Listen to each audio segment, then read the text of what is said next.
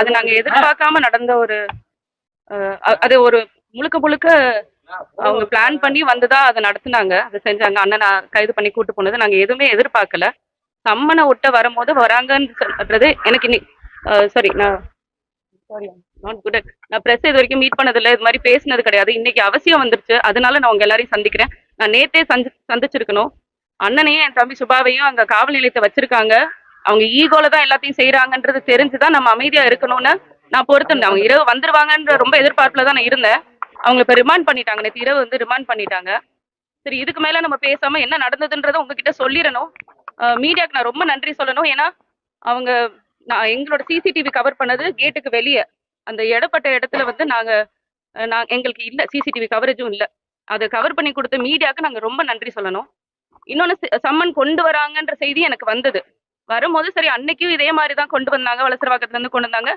அவர் ஊர்ல இருக்காருன்றதை தெரிஞ்சுதான் வந்தாங்க. ஆனா தெரியாத மாதிரி என்கிட்ட தான் கேட்டாங்க. நான் அவங்கள காத்திருக்க சொல்லி அவர் வந்தக்கப்புறம் சந்திச்சு கையெழுத்து வாங்கி எடுத்துட்டு போனாங்க. அப்பவே வந்து சொன்னார் இவர் 2 வாரம் முழுக்க எனக்கு தேதி இல்லை அப்படின்னு. அவங்க தான் கேட்டு அந்த 27ஆம் தேதியை கேட்டு வாங்கிட்டு போனாங்க. உங்க வழக்கறிஞர்கள் வந்து அங்க வந்து எழுதி கொடுக்கட்டும், அதுக்கப்புறம் இன்னொரு தேதி கொடுத்துக்கிறோம்னு சொல்லி அவங்க தான் சொல்லி வாங்கிட்டு போனாங்க.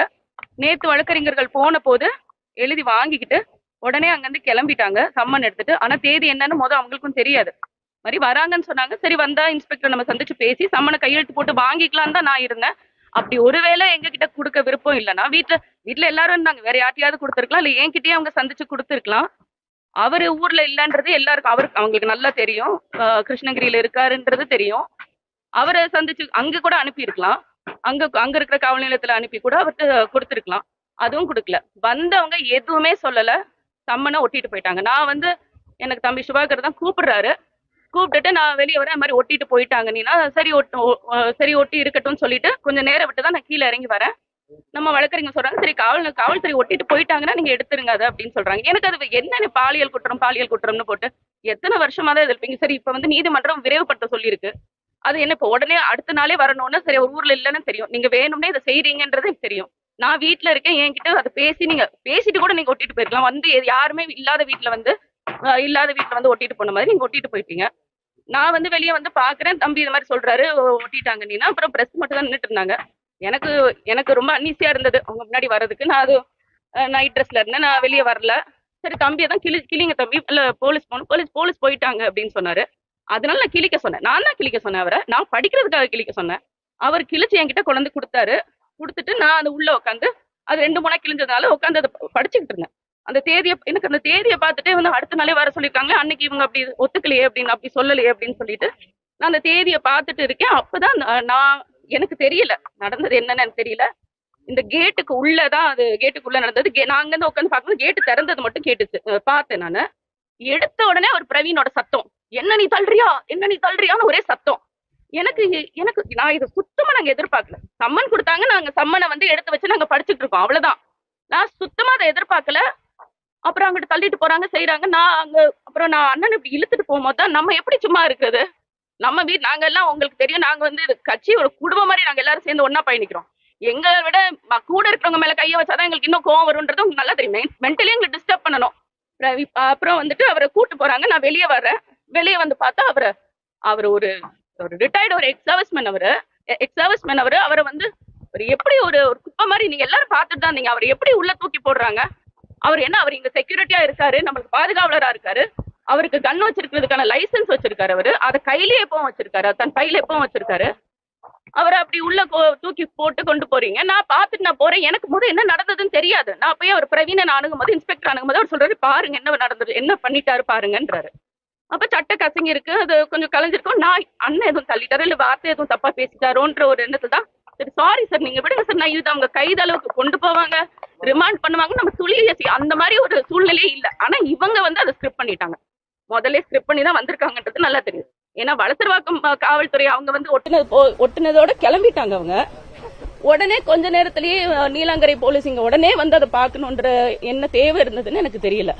அப்படின்னா நாங்க எப்ப அதை கிழிச்சிருந்தாலும் உடனே கிளிக்காட்டியும் மாலையில கிழிச்சிருந்தாலும் நீங்க இந்த வேலையை பண்ணிருப்பீங்க. யாரு கிழிச்சதுன்னு சொல்லி வந்து கூட்டு போயிருப்பீங்க. அண்ணன் அமல்ராஜனை கிழிக்கவும் இல்ல, அவர் அங்க நின்னவரை அவர் தள்ளவும் இல்ல. ரொம்ப நன்றி மீடியாக்கு, உங்க இது சரியா கவர் பண்ணியிருந்தது. அவர் எதுவுமே பண்ணல. அவர் நிறுத்தி கதவு கேட்டை திறந்து கேட்கிறாரு, கேக்குறாரு. கேட்டதோட பிரவீன் தான் தள்ளிட்டே உள்ள வந்து அவரை வந்து கூடவே 2 போலீஸும் வரணுன்ற தேவை என்ன இருக்குன்னு எனக்கு தெரியல. வந்து அவர் அப்படி இழுத்துட்டு போய் கூட்டு போறாங்க. அப்பதான் நீங்க எல்லாரும் சாரி கேட்டாங்க. சாரி என்னங்க சாரி, எங்களுக்கு எங்க கல்யாணம் ஆனதுல இருந்து அவர் இந்த கைதாயிருவாருன்னு சொல்லிட்டு இருக்கு. நாங்க எல்லாத்துக்குமே துணிஞ்சுதான் இருக்கோம். நம்ம அண்ணன் ஏதோ பண்ணிட்டாரோன்னா அவர்கிட்ட சாரி சார் நீங்க விடுங்க சார் அவரன்னு சொல்லி நான் கேக்குறேன். அவங்க கிட்ட போய் இப்ப நான் எனக்கு நல்லா தெரியுது பிரவீன் வந்து இதை வேணும்னே செஞ்சிருக்காருன்னு.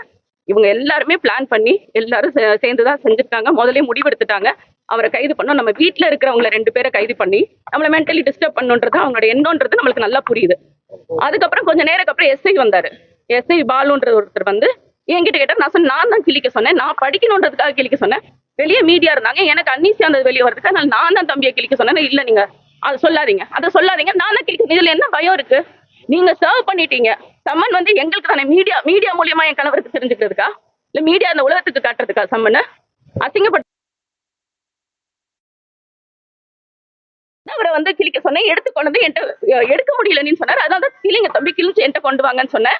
நான் அதை உட்காந்து நான் அதை பாக்குறேன். அங்க பாத்துட்டு இருக்கும்போது இந்த இதெல்லாம் நடக்குது. அப்புறம் கொஞ்ச நேரத்துல இந்த எஸ்ஐ வரும்போது நான் அதான் சொல்றேன். இல்ல நான் தான் சொன்னேன் நீங்க போங்க, நான் வல்சரவாக்கம் இன்ஸ்பெக்டர் கிட்ட நான் பேசிக்கிறேன்னு சொல்றேன். முடியாது, நீங்க வந்து அவரை அனுப்பலன்னா நாங்க போர்ஸ் இறக்குவோன்றாங்க. எங்க போர்ஸ் இறக்கி நீ எங்க தம்பியை கைது பண்ற அளவுக்கு அவர் என்ன பண்ணிட்டாரு அவரு? இது முழுக்க காவல்துறை வந்து திட்டமிட்டு பண்ணது. இது நீலாங்கரை காவல்துறை அவங்க மொத்தமா சேர்ந்து இது அது இன்ஸ்பெக்டர் பிரவீன் வந்து ஏதோ முன்னாடியே அவரு, ஏன்னா நாங்க அந்த எங்க வீடு முற்றுகையிட வந்த போதும் நம்ம தம்பிங்க எல்லாம் அமைதியா அங்க இருக்காங்க. உள்ள போக சொல்லுங்கன்னு அவர் அவ்வளவு இது நம்மள தம்பி ஏதாவது ஒரு பிரச்சனை பண்ணாங்களா? இதுக்கு முன்னாடி அவங்க வந்து நம்மள வந்து வீட முற்றுகையிட வரும்போது எங்க அண்ணனோட சசியனோட வண்டியை வந்து பின்னாடி கல்ல தெரிஞ்சாங்க. அவங்க கண்ணு முன்னாடியே தான் இருந்தாங்க. எத்தனை நாளுக்கு அப்புறம் அவங்க எஃப்ஐஆர் போட்டாங்க? இப்ப நேத்து போய் கேட்கும் போது எஃப்ஐஆர் போட்டுட்டோம், நாங்க கைது பண்ண 10 பேர்ல அவர் ஒருத்தர்னு சொல்றாங்க. எத்தனை நாள் போய் அவங்கள போய் பார்த்திருக்கோம். ஒரு நடவடிக்கையும் அவங்க எடுக்கல. இப்ப என்ன அன்னைக்கும் அவர் அதே தான் பண்ணாரு. அப்ப இருந்தே அவருக்கு வந்து எங்களுக்கு வந்து சந்தேகம். அவருக்கு ஏதோ ஒரு எங்க மேல அது வீட்டுல வந்து ஏதாவது இந்த மாதிரி கையை வைக்கணும்ன்றது அவரோட எண்ணம். வீட்டுல இருக்கிற நேரடியா அவர் பண்றதை விட வீட்டுல கூட இருக்கிறவங்க பண்ணும் போது அந்த மென்டலி டிஸ்டர்ப் ஆவாங்க. எங்களை டிஸ்டர்ப் ஆக்கணும்ன்றது அவங்களோட எண்ணம். நான் சுத்தமா எதிர்பார்க்கல. அதே மாதிரி காவல்துறை மேல நம்மளுக்கு ரொம்ப அதிக மரியாதை இருக்கு. இவங்க இவ்வளவு இப்படி நடந்துக்குவாங்கன்ற எண்ணமே எங்களுக்கு கிடையாது. நாங்க யோசிக்கவும் இல்லை. இதுக்கு முன்னாடி சம்மன் கொண்டு வந்திருக்காங்க, மரியாதையா பேசுவாங்க, கொடுப்பாங்க, அவர்கிட்ட கையெழுத்து வாங்குவாங்க. இப்படிதான் நடந்திருக்கு. தவிர ஒட்டிட்டு போனது எனக்கு முதல் விருப்பம் கிடையாது. நான் வீட்டுல இருக்கேன், இல்ல என்கிட்ட சொல்லிட்டு அவங்க ஒட்டிட்டு போயிருக்கலாம். யாருமே வீட்டுல இல்லாத வீட்டுல அவங்க ஒட்டிட்டு போன மாதிரி ஒட்டிட்டு போயிட்டாங்க.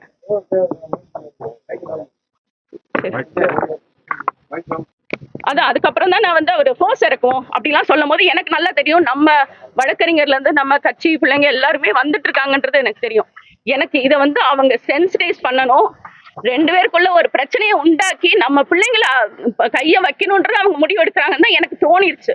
அதனாலதான் நான் வந்து சுபாவை சரிங்க தம்பி நீங்க போங்க நம்ம பாத்துக்கலாம்னு சொல்லி. ஆனா இது நான் ரொம்ப நம்பிக்கை வச்சிருந்தேன். அவங்க இரவு வந்துருவாங்கன்னு நான் நினைச்சிட்டு இருந்தேன். அவங்களை ரிமாண்ட் பண்ணிட்டாங்க. இனி நீதிமன்றத்துக்கு வழக்கு போயிருச்சு. நாங்க நீதிமன்றத்துக்கு மேல நாங்க ரொம்ப அதிக மரியாதை வச்சிருக்கோம், நம்பிக்கை வச்சிருக்கோம்.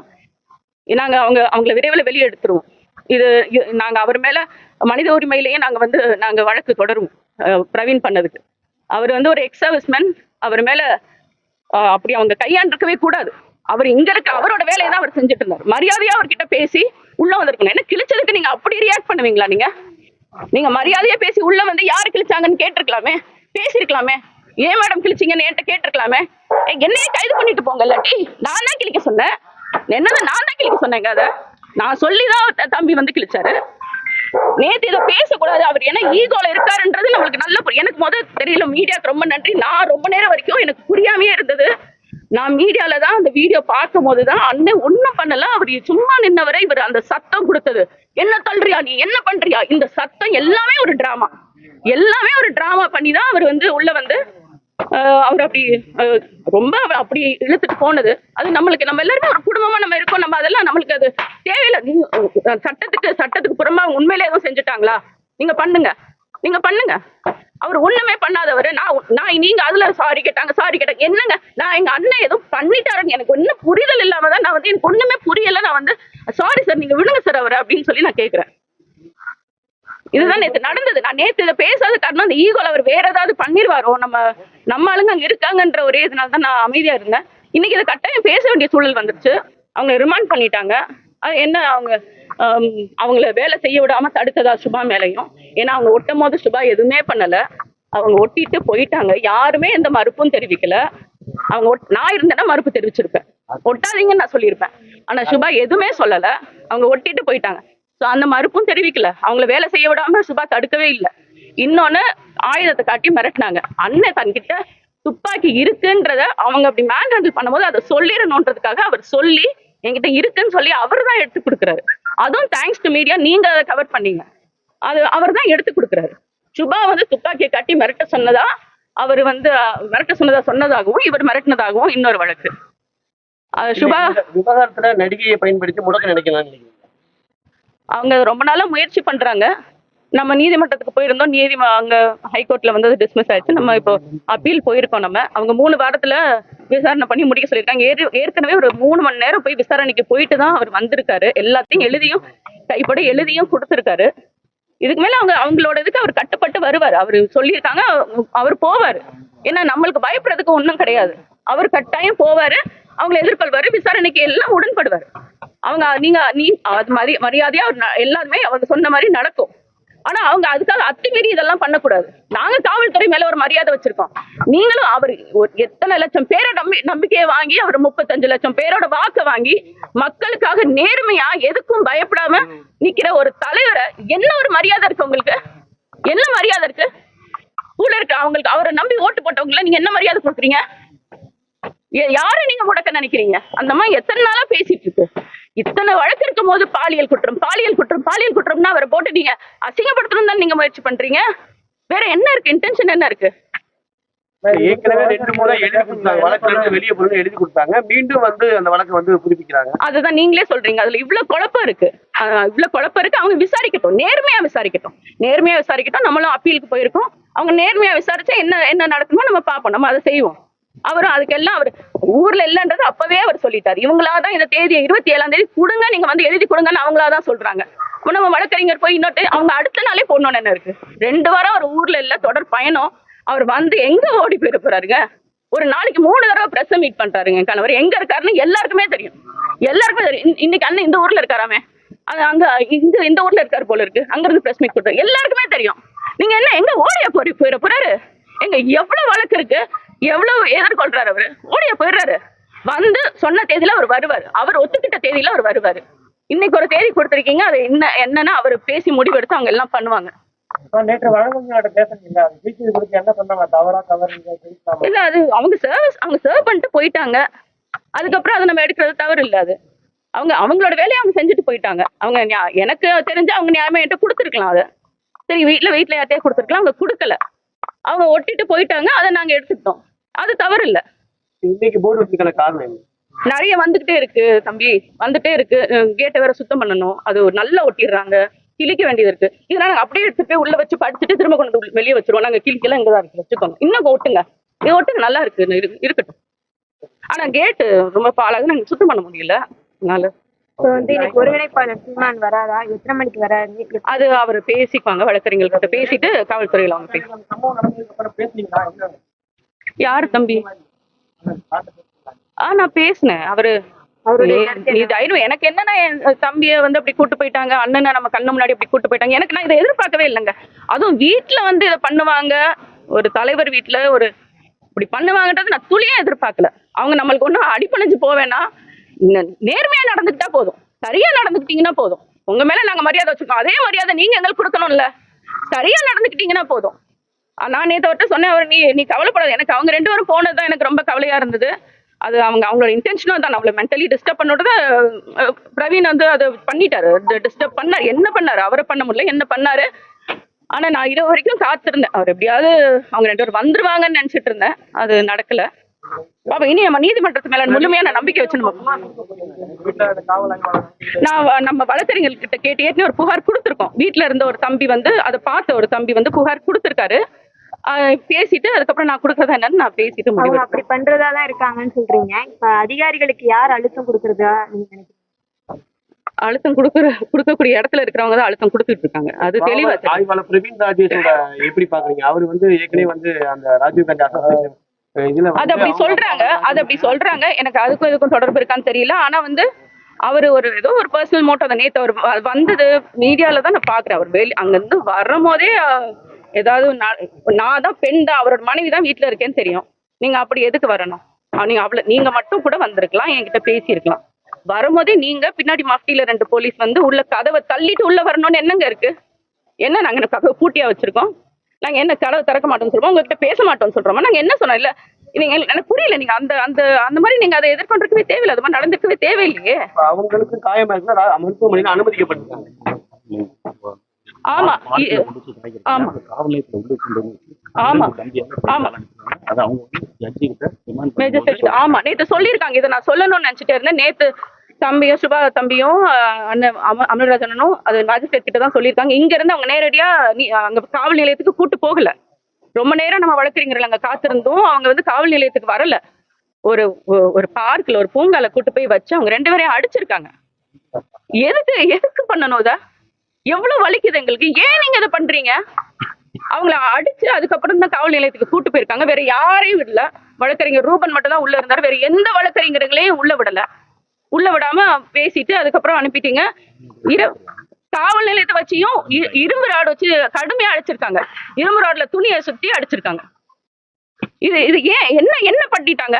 நீங்க அன்னைக்கு உங்க கண்ணு முன்னாடி அவ்வளவு நடந்துச்சுல, நீங்க எத்தனை பேரை நீங்க அரெஸ்ட் பண்ணீங்க? நீங்க கல் எடுத்து எறிஞ்சாங்க, எத்தனை பேரை நீங்க அரெஸ்ட் பண்ணீங்க? நீங்க அடிக்கக்கூடிய அளவுக்கு என்னங்க தப்பு பண்ணாங்க? அவங்க தப்பே பண்ணாதவங்க கைது செய்யும்போது அவங்களுக்கு காயப்படுத்திட்டு ராயப்பேட்டை மருத்துவமனை நீங்க தான் பாத்தீங்கல்ல மீடியால. அவர் முடிச்சுட்டு அவர் வர்றாரு, பிரவீன் வர்றாரு. எப்படி இருந்தாரு? அவர் சட்டை தான் கசங்கிச்சு. நான் அதை பார்த்து நான் வருத்தப்பட்டேன். முதல் சட்டை கசங்கிறது அவருக்கு என்ன இருந்தது? ஒண்ணுமே இல்ல, ஒரு அடி கூட இல்ல. அண்ணனை தான் அடிச்சாங்க. அமல்ராஜன் அடிச்சிருக்காங்க. சுபா வைப்பாங்க போற வழியிலேயே ஒரு பூங்கால் நிறுத்தி அடிச்சிருக்காங்க. அப்புறம் திரும்ப காவல் நிலையத்துல வச்சு இரும்பு ராடால அடிச்சிருக்காங்க. நேற்று மேஜிஸ்ட்ரேட் கிட்ட 2 பேருமே அதை சொல்லியிருக்காங்க. என்ன அடிக்கணும்? இதெல்லாம் நீங்க இதை எப்படி நாங்க இதை எப்படி சும்மா விடுவோம்னு நீங்க நினைக்கிறீங்க? மேடம், இந்த நடிகை வழக்கு பொறுத்த வரைக்கும் 2 கோடி கேஸை வாபஸ் வாங்கணும் அப்படின்னு ஒரு பேரம்லாம் நடந்ததா சமூக ஊடகத்துல ஒரு பேசப்பட்டு இருக்கு. 2 கோடியா? யார்கிட்ட இருக்கு? 2 கோடி வரைக்கும் நடிகை வழக்கை வாபஸ் வாங்குறது கொடுக்கப்பட்டது. யார்கிட்ட இருக்கு 2 கோடி? அவங்களுக்கு கொடுக்குற அளவுக்கு அப்படி அவங்களுக்கு கொடுக்கணும்னு அவசியமும் இல்லையே. தம்பியே சொல்றாரு, வந்துருவாங்க போவாங்க, வருவாங்க போவாங்க, இதேதான் அவங்க கிட்ட. அப்படியே ஒண்ணும் இல்ல தம்பி. அது போய் நடிகை யாரு இயக்குறாங்கன்னு நினைக்கிறீங்க? அதான் காவல்துறை இப்ப யாரு இயக்குறாங்களோ அவங்களே தான். அவங்க ஒரு திட்டம் வச்சுதான் அங்க இயக்கிட்டு இருக்காங்கன்னு தான் நினைக்கிறேன். அதை கொஞ்சம் வெளிப்படையா சொல்லலாங்க யாரு அப்படின்னு சொல்லி. விஜய்கிட்ட கேக்குறீங்களா வெளிப்படையா பேசுங்கன்னு? நம்மகிட்ட வந்து கேக்குறீங்க? யாரு எங்க காவல்துறை யாரு கட்டுப்பாட்டுல இருக்கு? அரசாங்க கட்டுப்பாட்டுல தானே இருக்கு. இப்ப இருக்கிற கட்சி திமுக கட்டுப்பாட்டுல தானே இருக்கு. அவங்கதான் செய்யறாங்க.